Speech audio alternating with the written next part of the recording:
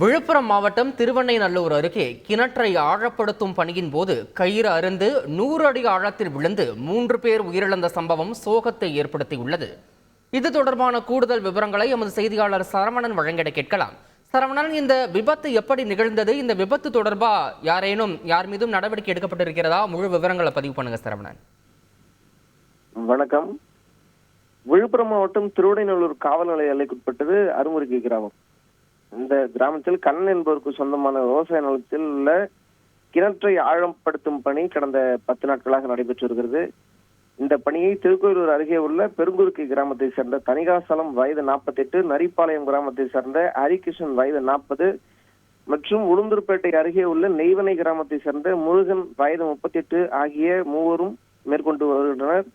இந்த நிலையில் நேற்று இரவு சுமார் 8 மணி அளவில் கிணறு ஆழப்படுத்தும் பணியை மேற்கொண்டுள்ளனர். அப்போது நள்ளிரவில் சுமார் ஒரு 10 மணிக்கு மேல் பொக்லைன் இயந்திரத்தில் இரும்பு கயிற்றால் பக்கெட்டில் கட்டி கிணற்றுக்குள் மூவரும் இறங்கியுள்ளனர். இதில் எதிர்பாராத விதமாக இயந்திரத்தில் இரும்பு கம்பி அருந்து 100 அடி ஆழ கிணற்றில் மூவரும் விழுந்துள்ளனர். இதில் 3 பேரும் நிகழ்விடத்திலேயே கைகால் உள்பட உடம்பில் பல்வேறு பகுதிகளில் காயம் ஏற்பட்டு உயிரிழந்துள்ளனர். இந்த சம்பவம் ஊர் பொதுமக்களுக்கும் இறந்தவர்களின் உறவினர்களுக்கும் தெரிய வர அவர்கள் மூவரது உடலையும் கிணற்றிலிருந்து மேலே எடுத்து வந்து கிடத்தி உயிரிழப்பிற்கு காரணமான பொக்லைன் இயந்திரத்தின் ஓட்டுநர், நிலத்தின் உரிமையாளர் மற்றும் இவர்களை இந்த பணிக்கு அழைத்து வந்த நபர் என 3 பேரையும் உடனடியாக கைது செய்ய வேண்டும் என கூறி கதறி அழுதுள்ளனர். இது குறித்து தகவல் அறிந்த திருவெண்ணைநல்லூர் போலீசார் சம்பவ இடத்திற்கு விரைந்து வந்தனர்.